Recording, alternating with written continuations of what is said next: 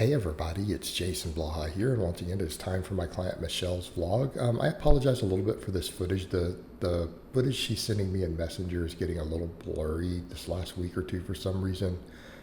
We haven't figured out the tech reason why this is happening. But what we did this week was we dialed the training matches back down just a hair. I told her I want to see perfect pauses on the benching. Look, we're months out from a meet. We don't have to push the bleeding edge on these maxes. Let's reel them in. Let's make them perfect. I want to see deep squats, good holds on the deadlifts, long pauses on the benching, all of this stuff.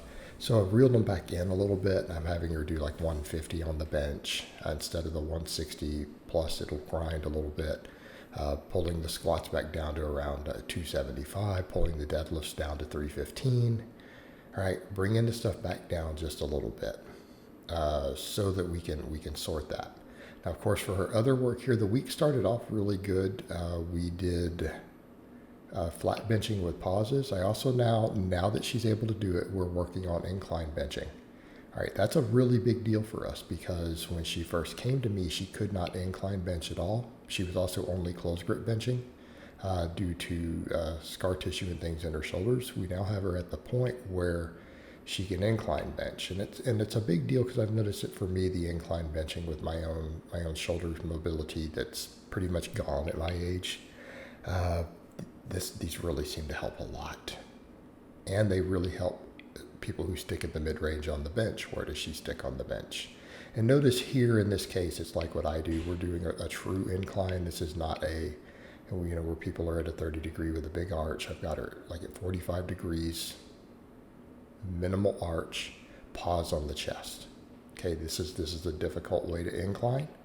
This is also the most effective way to incline bench if we want to build through that mid-range sticking point. Because it builds the interior delts and upper chest, it really helps us do that transition point dramatically. All right, so those are her two primary movements that we work with, and of course she does back work. She's got her chin-ups and things in here. So we do chin-ups, we do her JM presses, we do lateral raises. Again, the JM presses we keep in, not because they necessarily help her bench more at this point. Her triceps are strong enough to bench at least 30 pounds more than she benches. I'm not concerned with tricep strength, but she's built all this tricep strength, so I keep some heavy tricep work in so that we don't lose that. I don't want it to detrain either. I don't want her triceps to regress, even though they're not a weak link. But note that all the primary work, and we put the most effort into all the pause benching, the pause incline work. All right.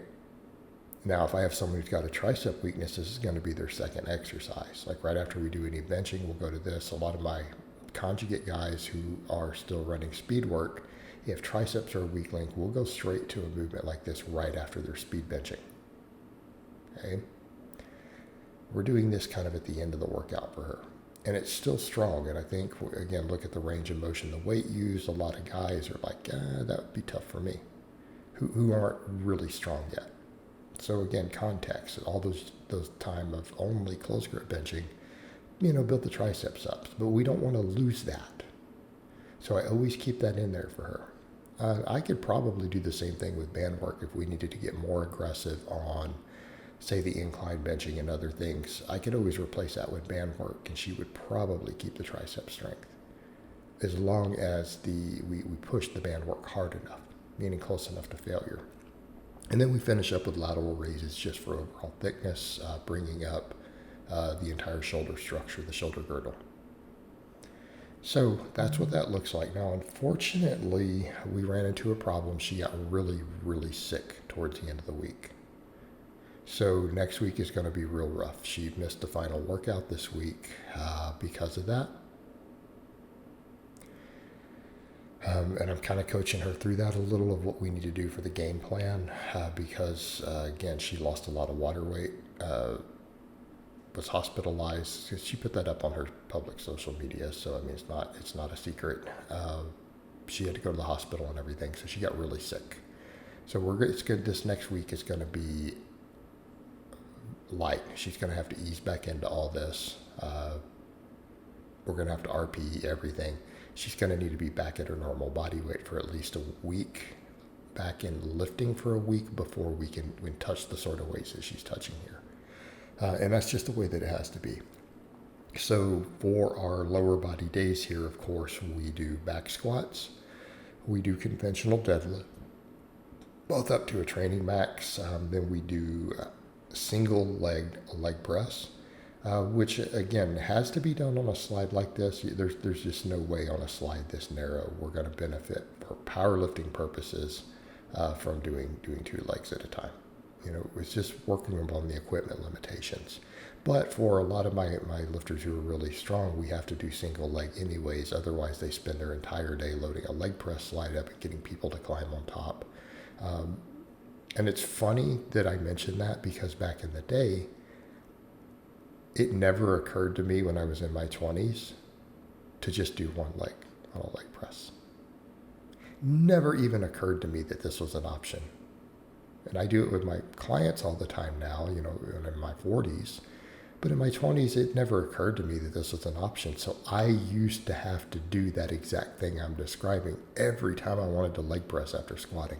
It's like load as many 45s as it will fit onto the machine, find a big guy to climb up on top and stack plates in his lap, and crank out 20 reps on the leg press.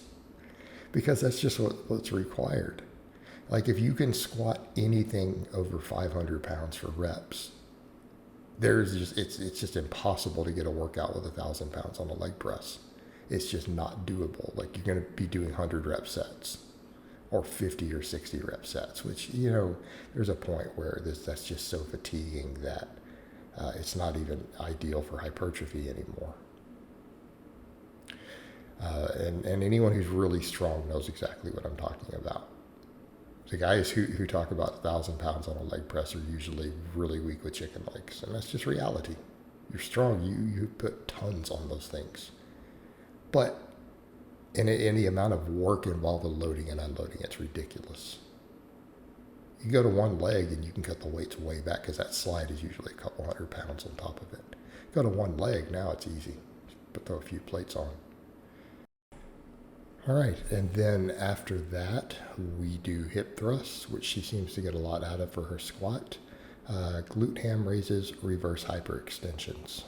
Okay, so fortunately for us, just these 2 workouts got me enough footage to do a vlog. Again, the upside of the amount of work we have her do in a week, I can make a pretty good vlog out of just half her workouts. But I included some core work because she did throw that in. So I didn't include the second upper body workout. She did complete it. She did not get the second lower done because she got sick. Of course, we have the reverse hypers here, but we have some of her core work, which is always nice to throw in because a lot of times people think a lot of my lifters don't do any core work, and a lot of them do a lot. She does a lot of core work. It works well for what we do for her. She has a long history of doing it. So she was doing serious core work before she got into powerlifting. Again, background as a fighter helps. So I included some of that just so that people see what she does do if they're curious at all. So we have her hanging leg raises, and then we have ab wheel rollouts. And again, her core is quite strong, but we would expect that from a woman who deadlifts 330 pounds. It's fair to say we would expect her to have a strong core. So again, here's the core work being done, toe to bars. Normally, a lot of my people just do hanging leg raises. She can actually do toe to bars. So since she can do them, we do them. Why not? She can rep them out, and then we finish up with some ab wheel rollouts. All right, guys, but that's really all I have to say on that today. I hope it's been informative, and I'll talk to you guys next time.